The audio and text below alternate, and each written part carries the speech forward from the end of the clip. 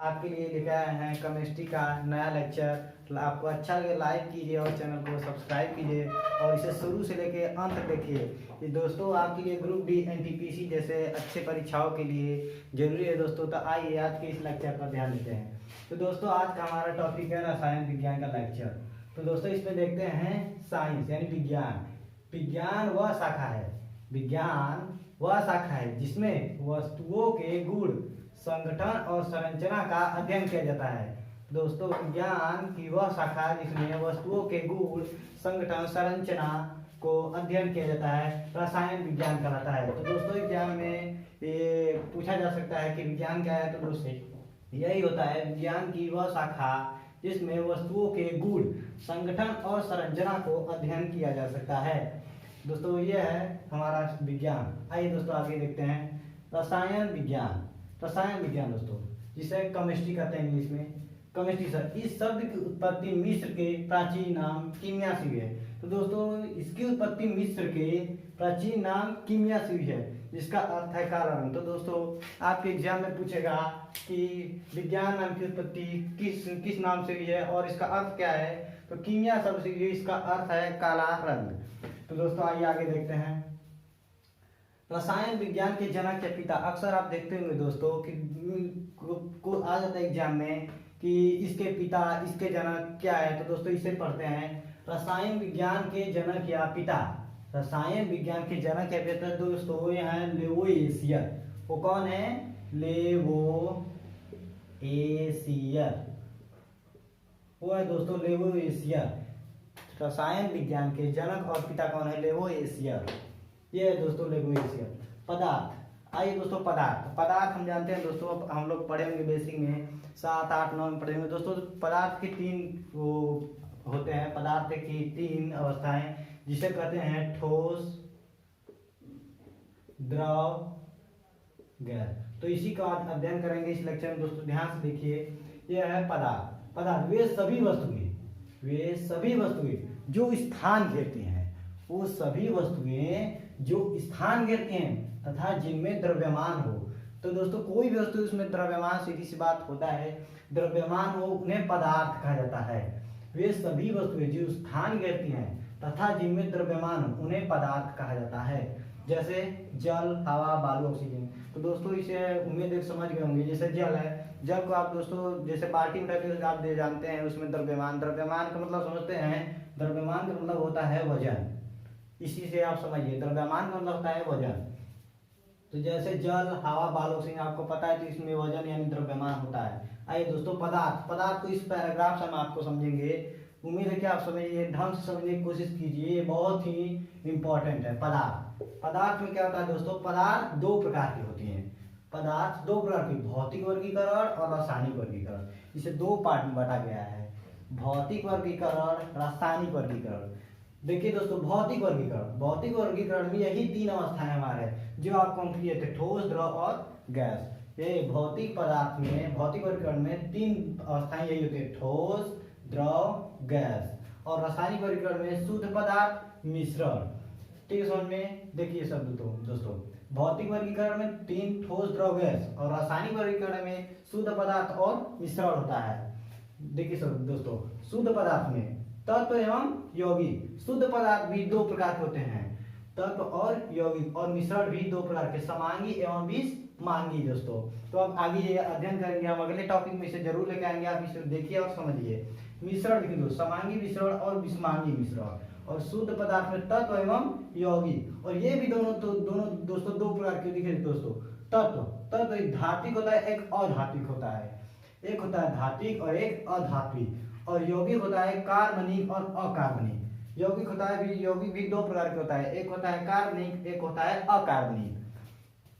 तो दोस्तों देखिए यहाँ पे ये हमारा होता है एक कार्बनिक, एक अकार्बनिक। और तत्व होता है धात्विक और धात्विक। और यहाँ मिश्रण भी देखिए दोस्तों, एक मिश्रण जो है वर्गीकरण रासायनिक और शुद्ध पदार्थ, और दूसरा ये जो मिश्रण है, ये मिश्रण भी 2 प्रकार के, पहला है समांगी और दूसरा है विषमांगी। ये सब दोस्तों अगले टॉपिक में आएगा, आप इतना समझिए आगे ताकि आपको आसानी से समझ में आ सके।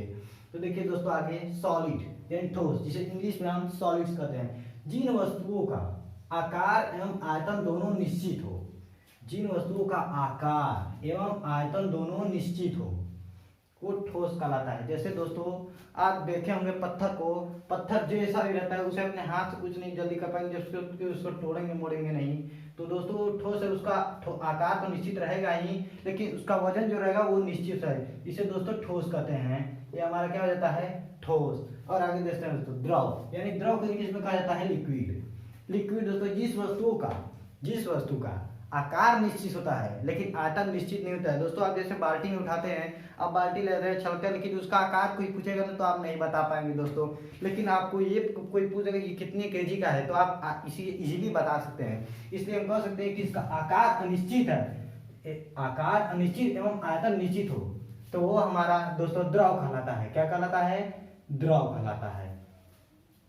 तो दोस्तों ये है हमारा द्रव। तो हमें उम्मीद है कि ठोस और द्रव समझ में आया है। ठोस हमारा वो होता है जिसका आकार एवं आयतन दोनों निश्चित है, और द्रव हमारा वो होता है जिसका आकार अनिश्चित और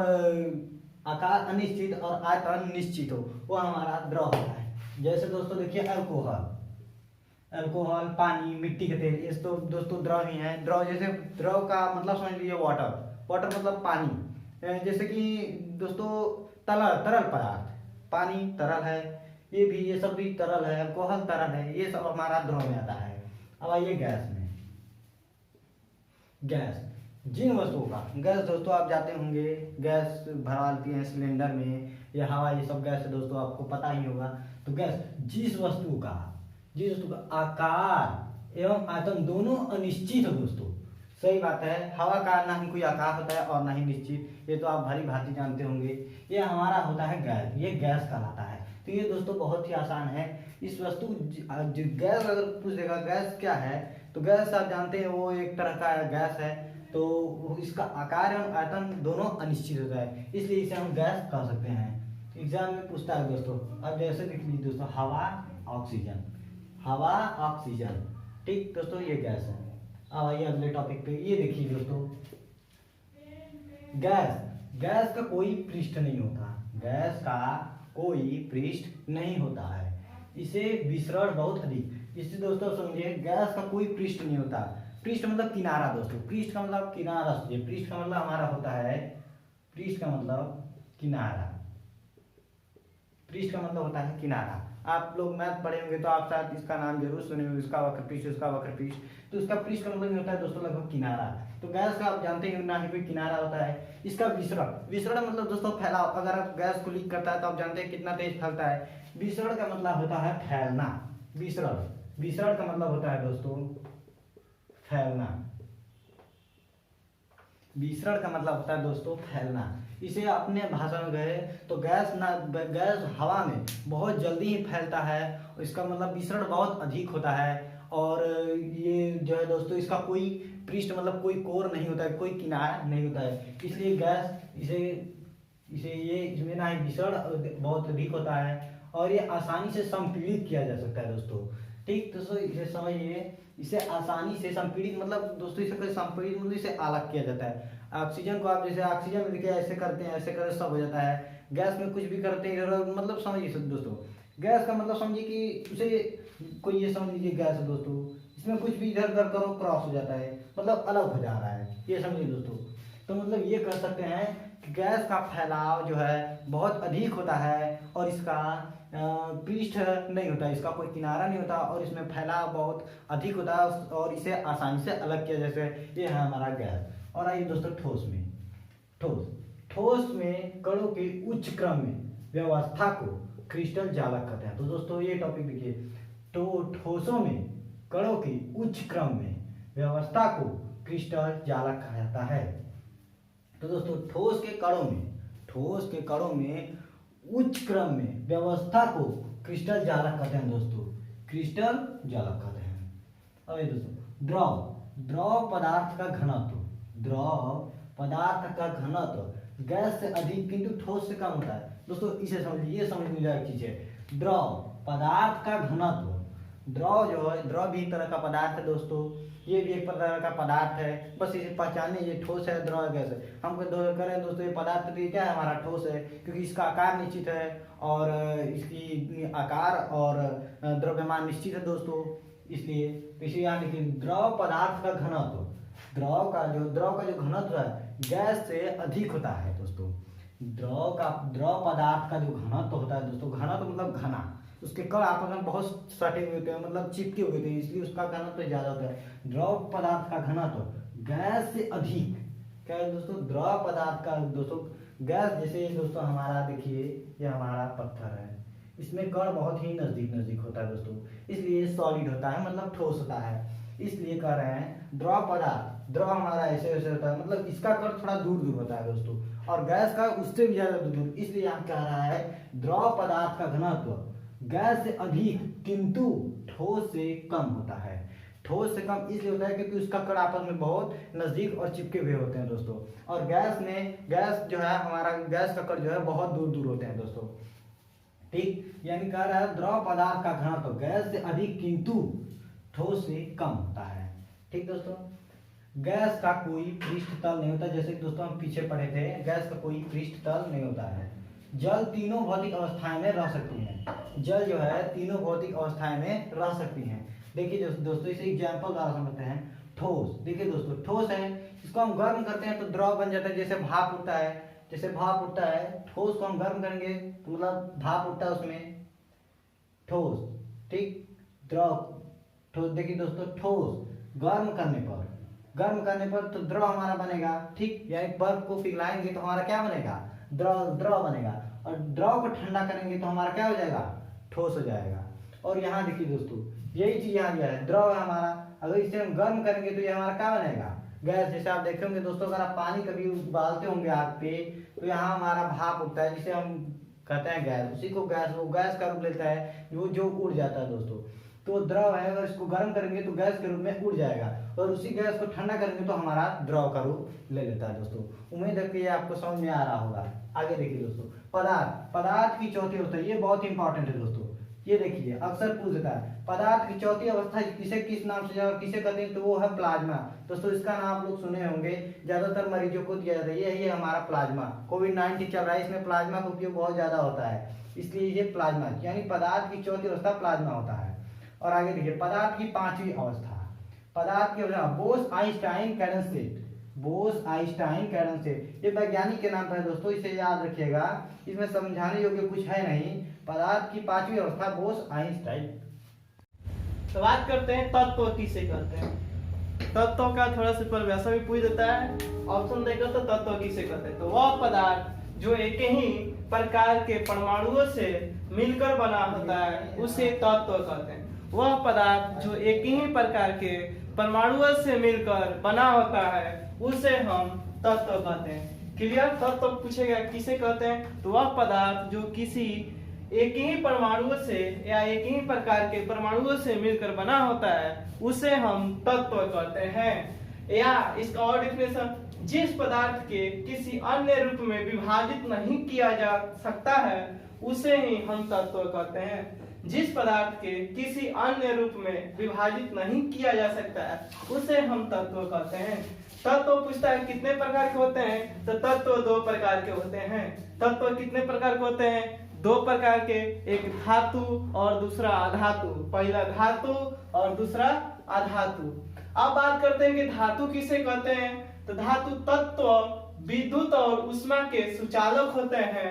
धातु क्या कहते हैं, जो धातु विद्युत और ऊष्मा के सुचालक होते हैं उसे हम धातु कहते हैं। धातु किसे कहते हैं।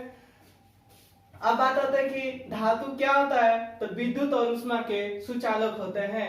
धातु ठोस अवस्था में आघात वर्धनीय तथा तन्य होता है। धातु क्या होता है, तो ठोस अवस्था में आघात वर्धनीय तथा तन्य होते हैं। जैसे लोहा, तांबा, एल्युमिनियम, चांदी, सीसा, प्लेटिनम, ये सब क्या है, धातु है। लोहा क्या है, धातु है। तांबा क्या है, धातु है। एल्युमिनियम क्या है, धातु है। चांदी क्या है, धातु है। सोना क्या है, धातु है। प्लेटिनम क्या है, धातु है। अब बात करते हैं नेक्स्ट अधातु। अधातु किसे कहते हैं, तो अधातु क्या होता है, तत्व। अधातु तत्व जो होता है विद्युत और ऊष्मा के कुचालक होते हैं। धातु का होता है विद्युत और ऊष्मा का सुचालक होते हैं, जबकि अधातु विद्युत और ऊष्मा का कुचालक होते हैं। और अधातु तत्व भुरभुरे होते हैं। अधातु क्या होते हैं? तत्व भुरभुरे होते हैं, जैसे गंधक यानी sulphur, phosphorus, oxygen, bromine. Bromine क्या होता है? ये सब जो अधातु हैं। द्रव, अब यहाँ से आपसे एग्जाम में एक क्वेश्चन पूछता है कि द्रव के रूप में बहुत बार पूछा है, द्रव के रूप में पाए जाने वाले तत्व कौन है? ऑप्शन दिया रहेगा पारा और ब्रोमीन।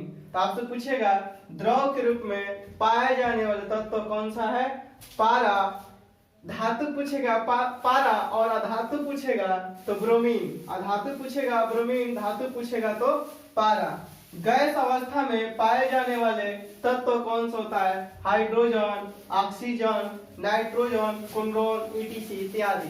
तो द्रव के रूप में पाए जाने वाले तत्व पारा और ब्रोमीन। तत्व पूछेगा तो पारा और ब्रोमीन। द्रव के रूप में पाए जाने वाला धातु कौन सा है? पारा है। द्रव के रूप में पाए जाने वाला धातु पारा। द्रव के रूप में पाए जाने वाला धातु कौन सा है? ब्रोमीन है। कौन सा है? ब्रोमीन है।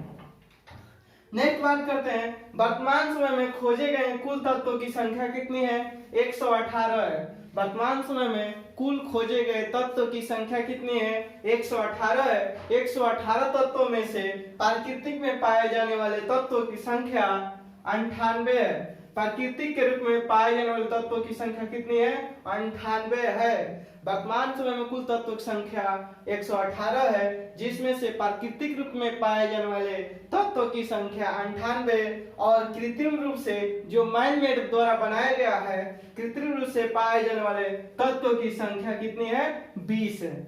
नेक्स्ट बात करते हैं, पृथ्वी पर पाए जाने वाले प्रमुख तत्व और उनका प्रतिशत। पृथ्वी पर पाए जाने वाले प्रमुख तत्व और उनका प्रतिशत। एक तरफ तत्व देखेंगे और एक तरफ भूपटल यानी पृथ्वी में। तो ऑक्सीजन, पृथ्वी पर सबसे ज्यादा पाए जाने वाले तत्व कौन सा है? ऑक्सीजन है। यहाँ पे एक क्वेश्चन बनेगा आपका कि पृथ्वी पर या भूपट्टी पर पाए जाने वाले सबसे अधिक तत्व कौन सा है? ऑक्सीजन है, जो 46.7% पाया जाता है। 46.7% पाया जाता है। उसके बाद किसकी मात्रा पाया जाता है? सिलिकॉन की। किसकी मात्रा पाई जाती है? सिलिकॉन के। सिलिकॉन का संकेत SI होता है और ये पृथ्वी पर 27.6% पाए जाते हैं। 27.6% पाए जाते हैं सिलिकॉन। नेक्स्ट बात करते हैं एल्युमिनियम। पृथ्वी पर सबसे अधिक पाए जाने वाले धातु कौन सा है? तो एल्युमिनियम है। पृथ्वी पर पाए जाने वाले सबसे अधिक धातु कौन सा है? एल्युमिनियम है। 8.07%। 8.07%।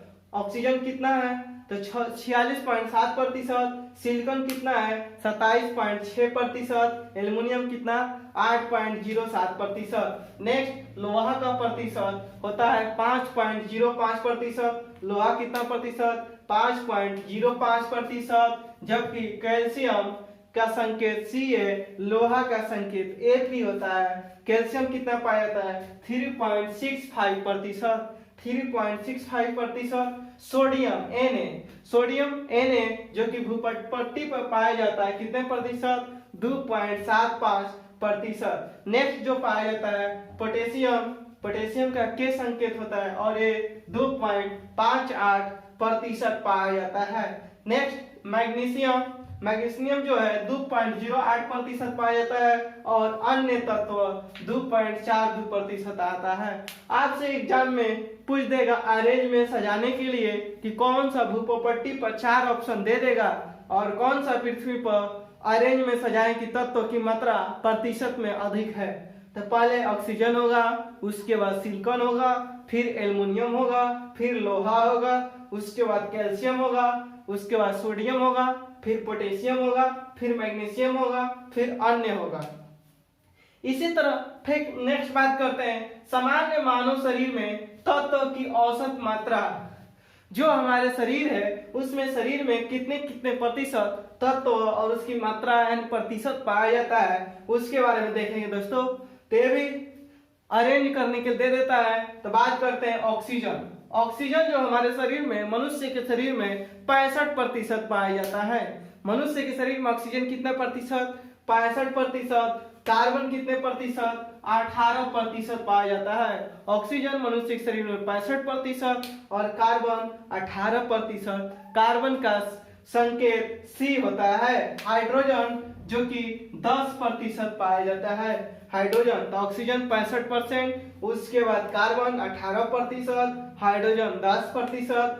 कैल्शियम हमारे शरीर में कितना 2% पाया जाता है। कैल्शियम Ca कितना 2%, फास्फोरस P कितना प्रतिशत 1%, और पोटेशियम कितना, पोटेशियम संकेत K होता है 0.35%, सल्फर जो कि S संकेत होता है और 0.25% पाया जाता है। क्लोरीन Cl जो होता है 0.15% पाया जाता है। क्लोरीन कितना प्रतिशत, 0.15%। नेक्स्ट सोडियम 0.15% और लोहा 0.004% और मैग्नीशियम जो कि 0.05% पाया जाता है। तो दोस्तों आज ये चीज देखें कि सामान्य तत्व मनुष्य में कितना प्रतिशत पाया जाता है और भ्रूणपट्टी पर कितने प्रतिशत जो तत्व पाए जाते हैं, इसके बारे में देखें। फिर आगे देखते हैं।